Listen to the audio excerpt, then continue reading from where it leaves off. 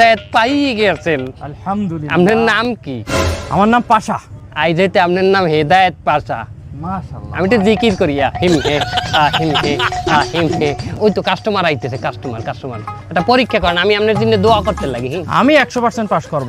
আসসালামু আলাইকুম ভাই। ওয়ালাইকুম আসসালাম। এই টমেটো কত করে? হ্যাঁ, টমেটো 20 টাকা করে কেজি। এই কি কোন 20 টাকা? আশপাশে তো 8-10 টাকা করে কেজি বিক্রি আছে, আপনি বেশি নিচ্ছেন কেন? ও দাদা, দেখছেন আপনি হেদায়েত পাইলেন, কিনা দামে তরকারিটা ছাড়তে চাইলেন, ওই হের পর আর মন ভরে না। মানে শয়তানের লগে ভালো ব্যবহার যায় না দাদা। তাহলে আমি এখন কি করব? কি আর করবেন, ওর লগে ওরকম শয়তানের নাম চারালের নাম ব্যবহার করতে হইবে, এটা চারালি ব্যবহার করিয়ে দেন।